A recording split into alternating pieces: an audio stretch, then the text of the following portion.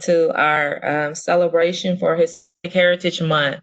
Today, we're going to have a demonstration by Miss Laura Cano on how to prepare an altar, and then also a little history on Day of the Dead, um, Day of the Dead celebration, and just answer some questions that we may have concerning the Day of the Dead celebration. Again, welcome to our Hispanic Heritage Celebration, hosted by Student Life at Houston Community College. And at this time, I'd like to, I'm going to bring up a PowerPoint presentation that Ms. Kano is going to go through with us, and then she's going to talk to us, and then you're going to be able to ask questions as you have them in the Q&A section, or raise your hand if you want to say the question yourself. But preferably, if you can put the question in the Q&A, we'll probably go a little quicker. Without further ado, I'd like to introduce you to Ms. Laura Cano, and I'll put up the PowerPoint at this time as well. And thank you. Hi, everybody. Can we have the PowerPoint? I don't see it.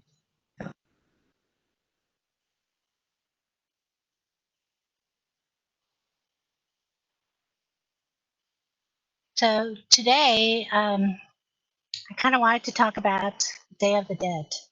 And it's become very popular in, I guess, the last 5 years. But this is kind of a history about what Day of the Dead really is about, so that you have a background and a little history about what that means. I think a lot of people are confused. So as you see the first slide, Day of the Dead, or in Spanish, Dia de los Muertos. And then you'll see a lot of the skeletons around that. So I'm an artist, and can we go to the next slide?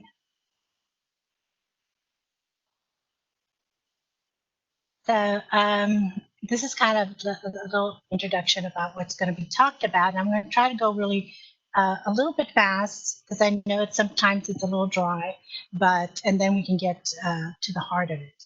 Can I have the next slide? So just a little bit about myself. You know, I am born on the border of Mexico and Texas, which is the El Paso border, El Paso Juarez border. So culture there was very interesting, because you had this amazing blending of both cultures, and you got a little more history about both cultures, actually. I attended the University of Texas at El Paso. I have been up to Columbia, Missouri. And so it just tells you a little bit of what I've done in the past. And I think the important part of this is, how could I blend what I understood to be my culture coming off the border, and then way out here in Houston now, right? Because we're not on the border anymore. So how can I keep my culture and some of these cultures alive? Next, please.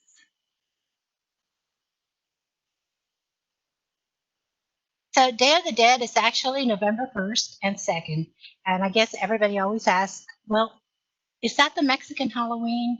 Well, not really. No, it's not. But because it falls so close to Halloween, and because there was a confusion, because it also has skulls and things that kind of look like Halloween, but it really isn't. It really is a celebration that started way in pre-Columbian times. And so for some of you who might have a background on it, November 1st and 2nd could be considered All Day Saints.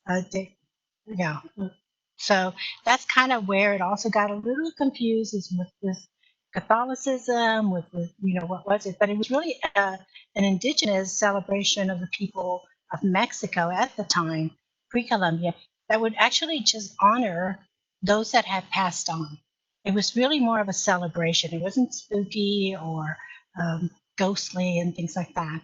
One of the things that is very interesting is that November 1st was really a tradition that was, say, for the young children that had passed on. And then November 2nd would have been the full blast celebration. Can we go to the next slide?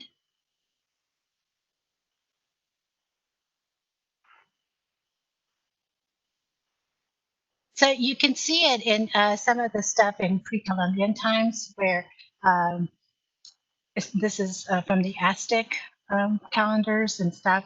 And so part of this tradition came, there we go, part of this tradition came not to be feared by or dreaded. Actually, it was more spiritual at the time. So a lot of the ancient Mexicans developed this, but when Spaniards came in and conquered the indigenous people of Mexico, they didn't know how to blend those two together. And so by blending them, by saying this also falls on All Saints Day, so this is a good thing. So that's how it started to become more part of Catholicism, and people were being um, converted at the time. So this was a good way of converting people of the time of those ancient customs that they had. So how could they blend them together? And so this is how it started. Can we go to the next slide?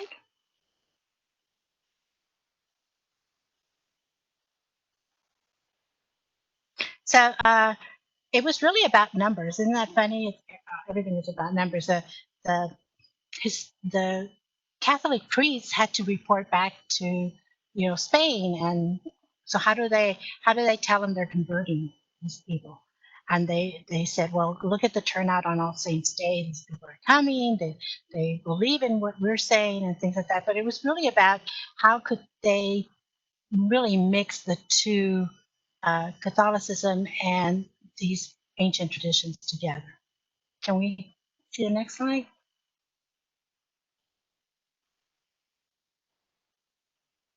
So when we say Day of the Dead and things like that, and then everybody gets a little freaked out because it's like, what are all those people doing at the cemetery? What are they? It feels kind of weird and stuff. But really, it wasn't.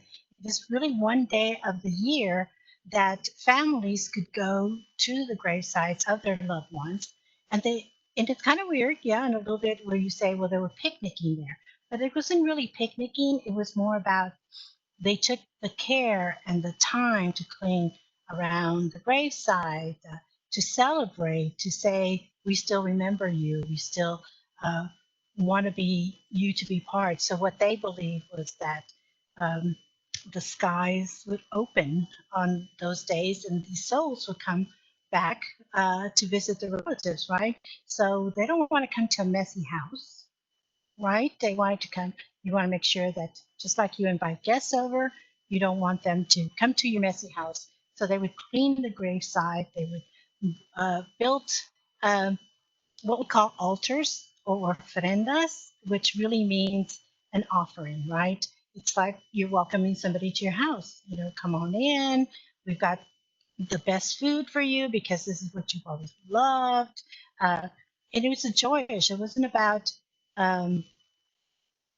feeling sad about that person. It really was about, and is, I shouldn't say was, but is about that time that you would spend a whole day thinking about that beloved person. And if you think about that, that is kind of really cool because you spend the whole day thinking about your tia, your aunt, your tío, your grandmother, your mother, your father, anyone who has passed on that you really wanted to celebrate. Um, Next, please. So this is like a very traditional kind of if you were to build one at the house.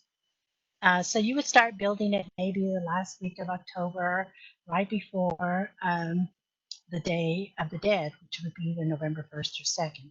And so as you see, the altar is built in levels.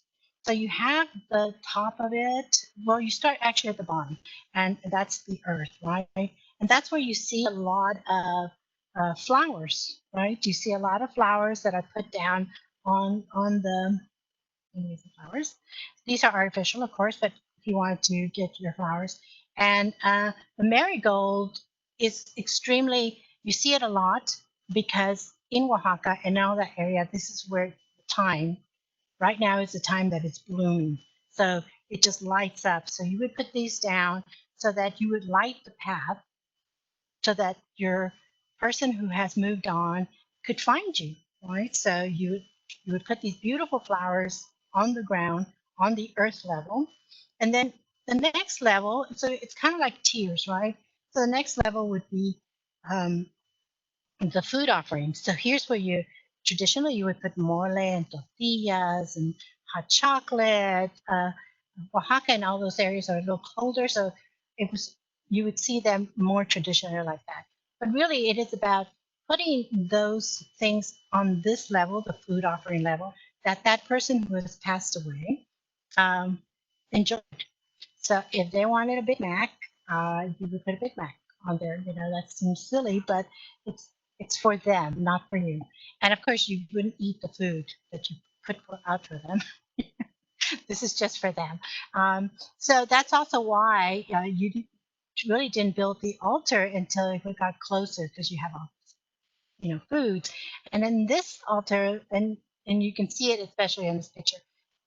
That all you would have the food, fresh vegetables, maybe seasonal fruits, pan de muerto, which is bread that was made specifically for the time. And it's interesting because you could find it at all the bakeries, and I'm not sure if all the Mexican bakeries now have it, but I'm sure. But now it's very commercialized.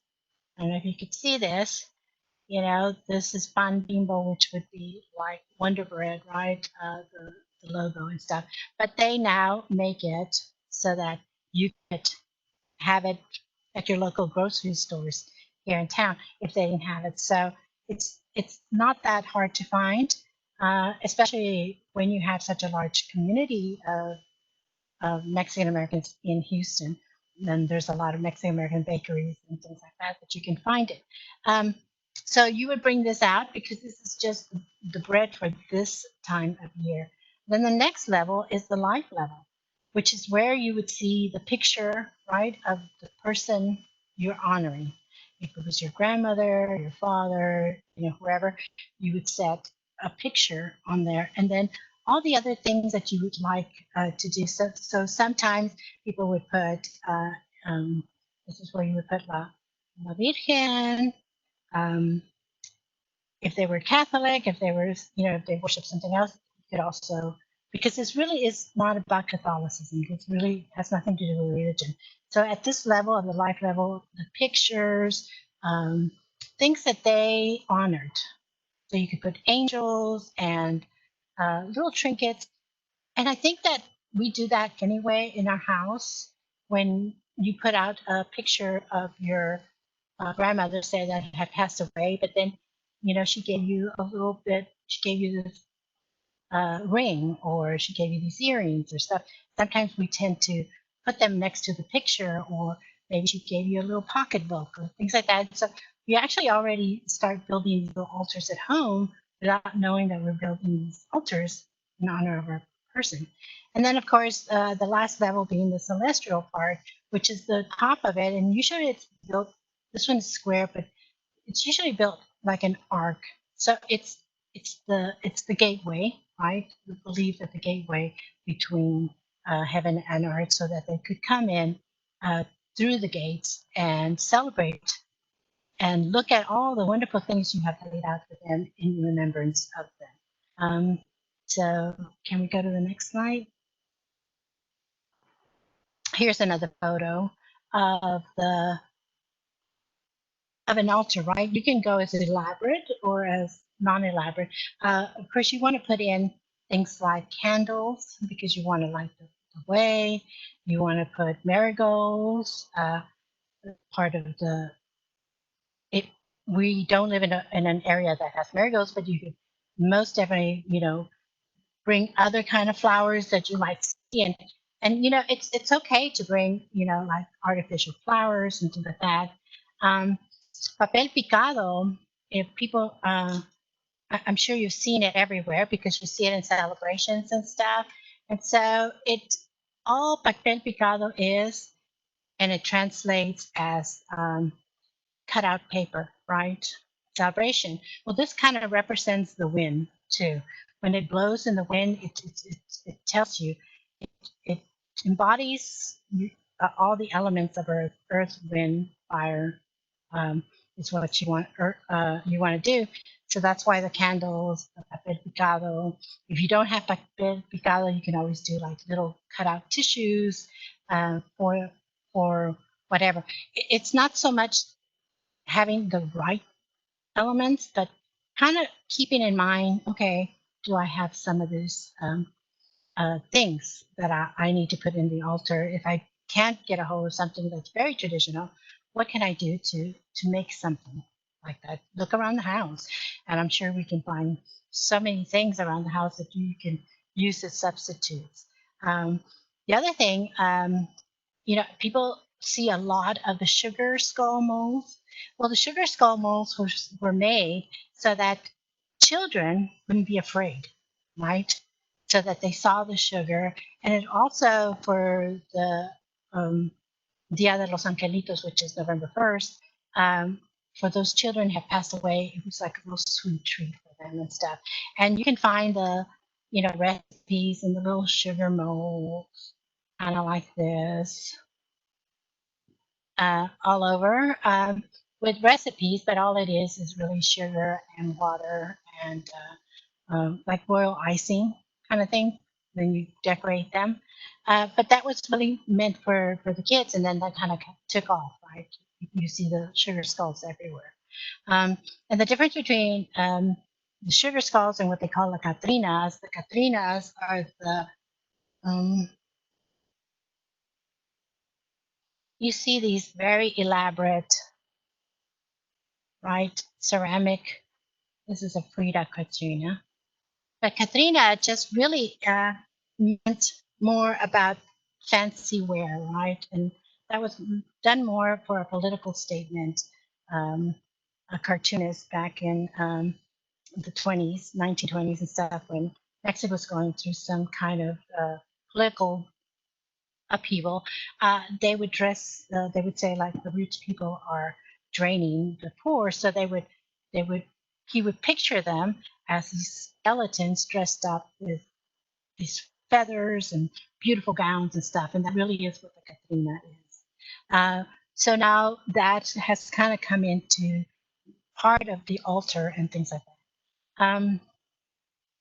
So, when we said about candles, you also want to put some water because it's a long trip and they're kind of thirsty. So you want to put the element of water too.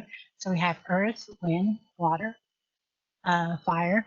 Uh, those elements go in there, and then salt. So the part of the salt has been really interesting because some people say it was because to preserve the food or to, you know, and then some people say, well, a pinch of salt thrown over the side of your shoulder would mean that, you put salt in the devil's eye. Kind of like keep the evil spirits away, right?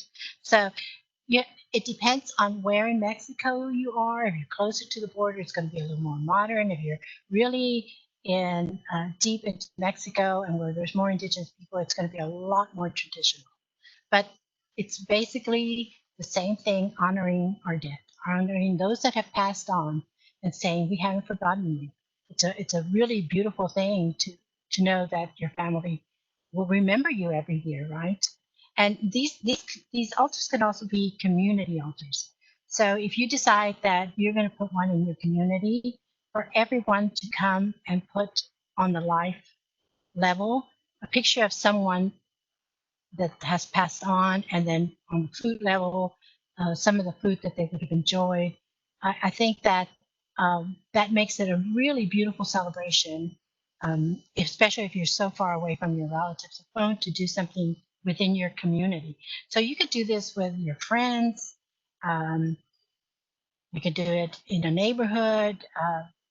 You can also do it themed where you're saying, well, something, you know, I think I saw it once in a museum in New York, where they were doing it on a species that had been what do you call it, was being eliminated, and so they felt like, how could we honor the species? And so they built an altar to it. So it's really up to interpretation, but it really is keeping in mind that it is in honor and celebration, and that's not about being really scary and spooky. Can I see the next? Uh, okay. So copal or incense, I don't know if anybody has seen, but copal is really this, it becomes really crystallized and it's hard to get. I don't have any with me because I haven't been to Mexico in some time now, but it really is the resin of the copal tree. And it's when you burn it, it kind of smokes, right? And when you smoke it, you can smell it. It smells more like incense that they might use in uh, Catholicism, right? And we spoke about the water and the sugar and the picado, the cut out paper. It's become really kind of a passed on tradition to understand how to do these papel picado or these cut out papers and stuff. The next, please. We have the next slide.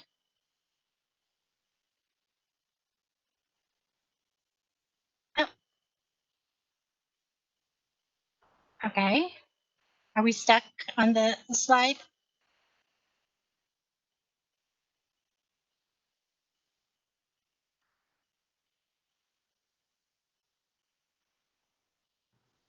Okay, so the last one that you wouldn't see here, but the last one, of course, was there you go. So this is actually how you can see it. And I think that you can go to some of the bakeries in town, especially, and still find it. Like I said, I'm not sure what is having if you can find it now. But it tastes, it's just a nice, like a dinner roll. I think it's a good example. And of course, the more um, fancy bakeries and stuff would have the bigger pieces of bread. But this is to be shared, um, with others. And they have this amazing, great the further in the interior that you go, this is such. It's so sad that the pandemic has hit us so hard because if anybody ever has a chance to go to the Oaxaca or the city of Mexico, they have these amazing um, parades and celebration. I think we were starting one here in town around. If anybody's familiar with Casa Ramirez on 19th Street, uh, that's a good place to go see an altar. Uh, a formal altar because they do the altars every year. And I think they're still doing it today. I think social distancing, but they are doing some of the altars. And of course, we talked about the salt, that it's a defense against, evil and stuff. And I think that because that was such a spice of life, that was such a commodity, especially in indigenous times and pre-colonial times, that was such a great honor to give that salt as protection because it protected our food, so it would protect our dearly departed. And so basically, that are the elements that go into the building an altar, right? You have all these kind of elements that you can put. But I would suggest that if you are building an altar, think about the person you're trying to honor and what they would have liked. What is it that they do you remember about them? And what a beautiful day it would be to spend the whole day thinking about this person or persons and celebrating their life. It's the same when you gather with family and friends and you start to say things like, "Oh, do you remember when he did this? Or do you remember when they did this? Or wasn't it always funny the way he would sing and dance or they cook?" It just brings such joy to you. And um, so if this has been a recent person who has passed away and you can't do a celebration and there's too much heartache and too sad, the suggestion is that you wait maybe to the next year to do the altar for that person because you really don't want to be sad about it. You don't, I know that there's a grieving period, and some people take longer to grieve people than others, and that's okay. But when you build an altar, it really is about, are you comfortable now talking about that person, being respectful, being joyous of the time that you did get to spend with that person? What did they leave you behind? What memories? What wisdom? You know, all that comes into play. Um, and so that's kind of the basics of Day of the Dead. I know that it has been taken over by things like the Disney movie Coco, which is a beautiful movie, which is great. And there's other movies, The Book of Life, I think, the little cartoon. And I think people are using it differently, right?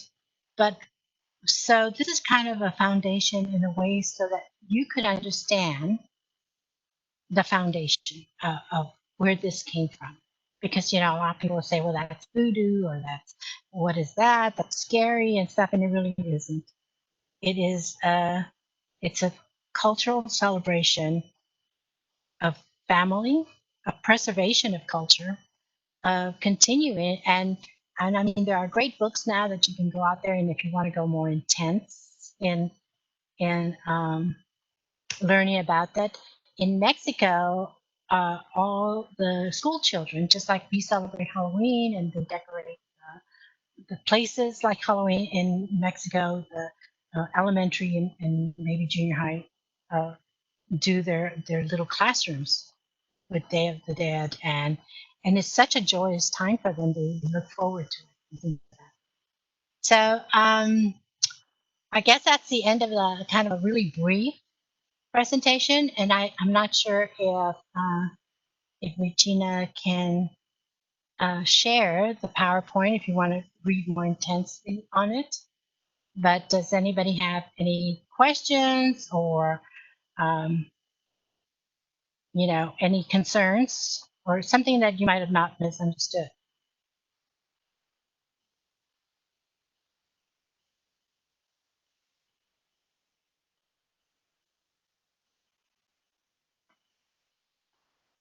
No?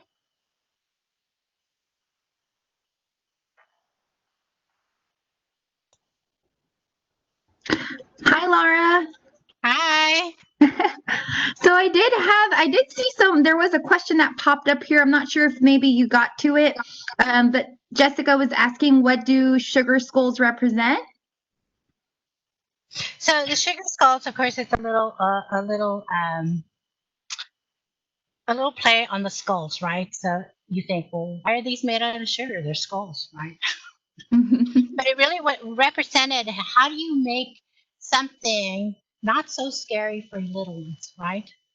And the way it started was that they started to make these little sugar skulls, these little um, very decorative, beautiful icings and stuff like that, so that the children could kind of taste it and not be so scared about the whole idea of Day of the Dead. So that's really how it got started, and then it's become a kind of a phenomenon that people want these little sugar skulls um, and stuff. But I think the ones you can find now, and may not, I wouldn't recommend that they be edible. They're, I think, more Yeah. decorative.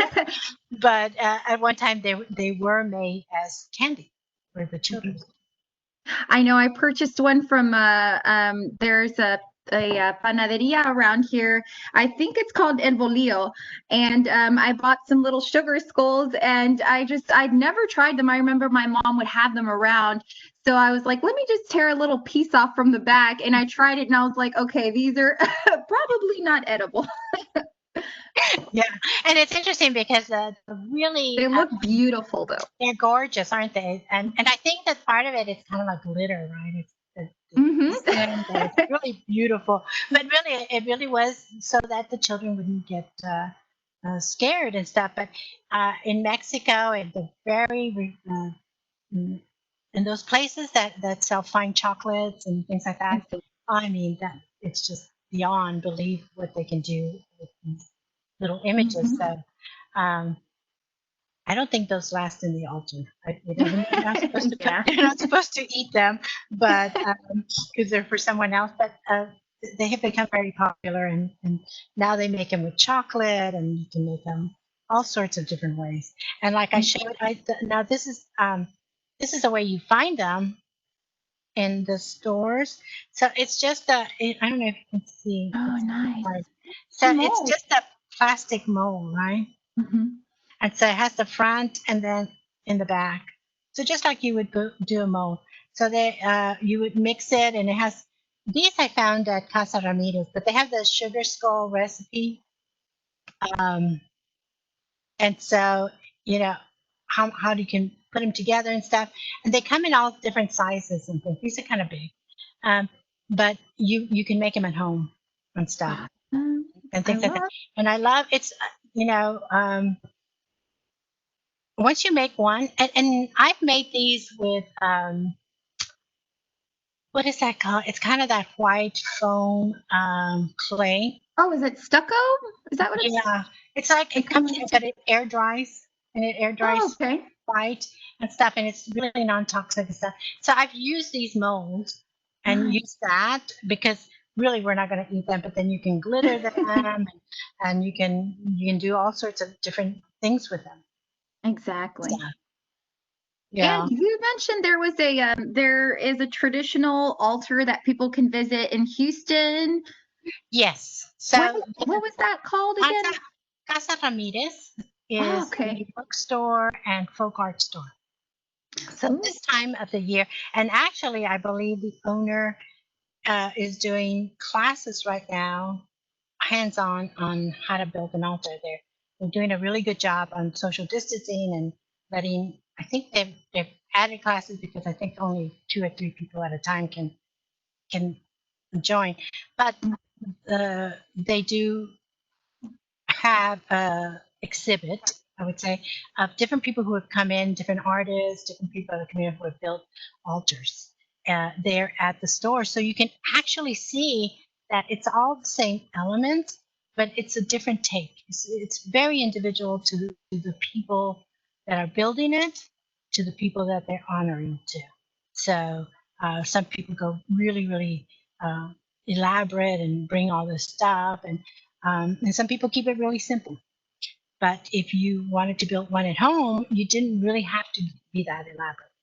You know, Exactly. it really is like looking around the house, seeing where, and it's really finding that one little space in your house or place of work, or I don't know if your place of work would do it, but uh, or somewhere in the community that people could share.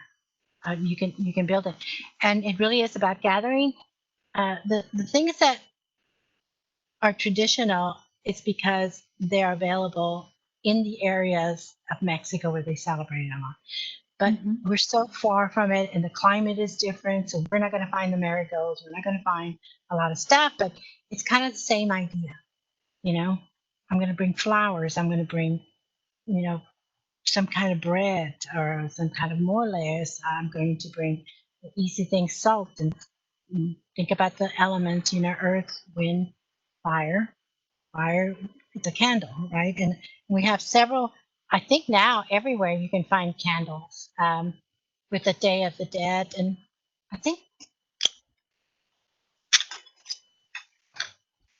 different things, and, the little candles, the things. I think that now it's so mainstream, you can find them just about anywhere.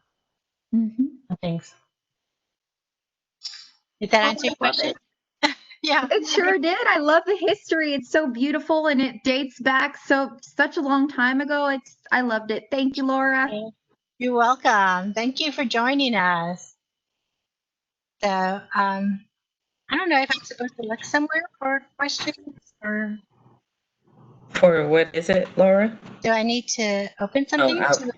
we're Okay. looking in the Q&A for you. Okay. I don't see any right now.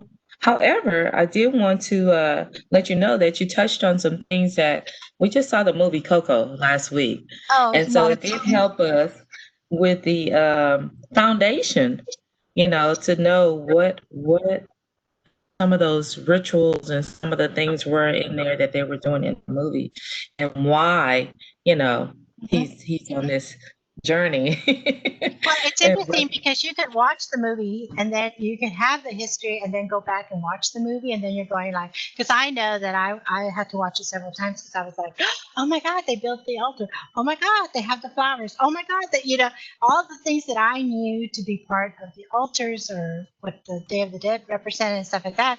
I was so excited because they really did the research and they really did a good job at, even though it's subtle, putting those elements uh, in that movie. The other one I think is really good is the Book of Life, which is also a cartoon.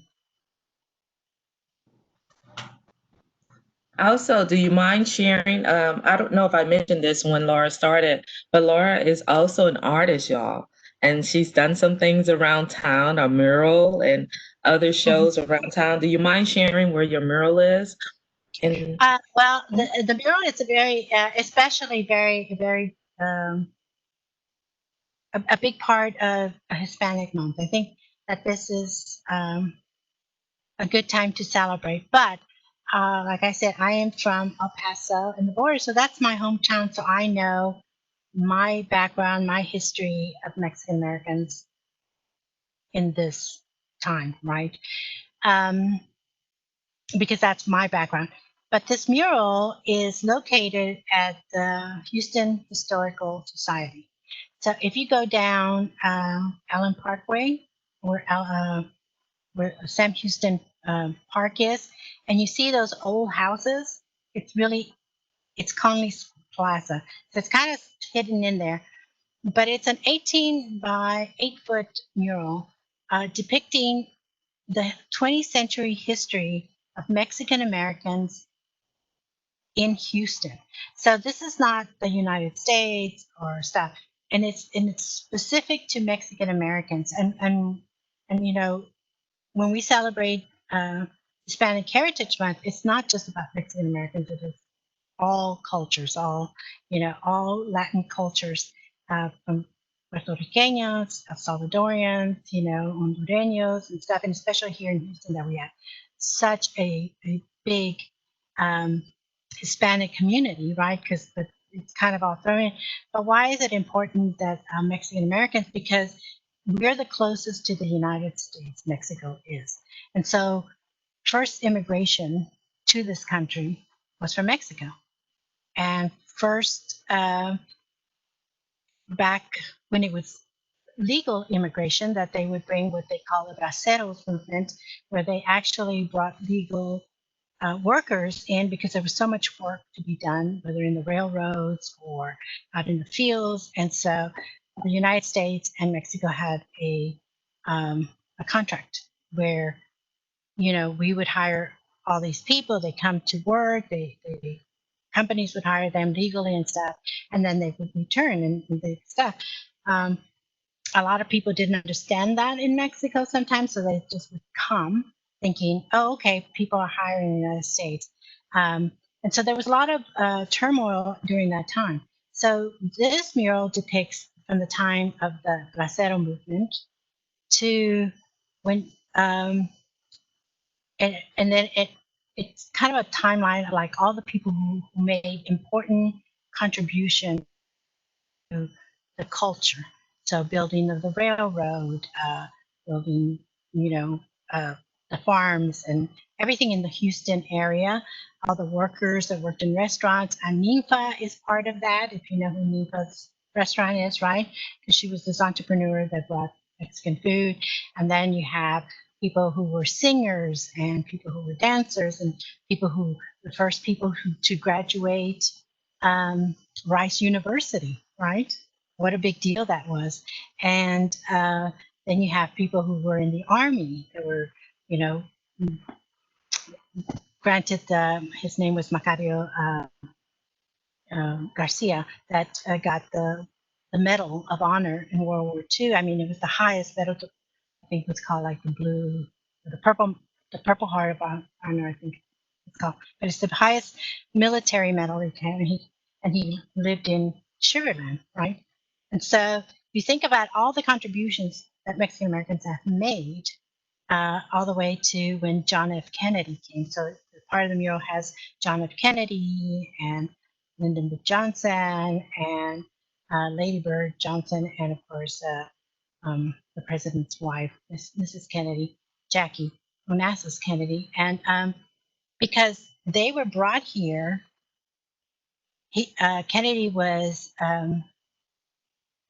campaigning, I think, or he was here. I know, right before the day before he went to Dallas, he was here because LULAC, which is a Latino organization, invited him to speak to the Latino community about voting and about stuff. And you see clips of it. You can still see clips of it. And it was really interesting because the mariachis were there and how close they were to the president. You know, it was not this huge, thing, but they did it at the Rice Hotel. He was here. They had a good time. You could see him having this great time. This is where Jackie Kennedy also spoke in Spanish for the first time to her crowd. You know, it's historical. It was historical, but it was this LULAC organization that brought him here. And then the next day he was in Dallas, which is sad, right? But it depicts this whole history of all the people who have made these enormous contributions, and you can go down the wall and see all these people and kind of a history of it. And if you think now with internet and FaceTime and Zoom and stuff, but imagine at that time you were really disconnected to your country and to your people. So they had to form radio stations. They had to form their own newspapers. They had to find a way of communicating with each other because, by the time a letter from your grandma came from, Oaxaca, you were kind of out of it, right? There were no TV or radio stations available at that time. So imagine this whole group of immigrant people that had to form a great community together and what they were able to do and stuff. And they also knew that education and was a way out for their situations and things like that. So as other Latin immigrant countries come and do their own contribution, it's kind of nice to know what prejudice did these people suffer, what were they going through, how was, everything for them coming to the United States felt like. So it's interesting that people, when you think of immigrants now, it's not just Mexican Americans, but Mexican Americans were the first ones here and did open a lot of the doors. When Cuban Americans started to come, it was great because they were educated. So they came in as doctors and lawyers and stuff like that. So they saw the need to help the community, right?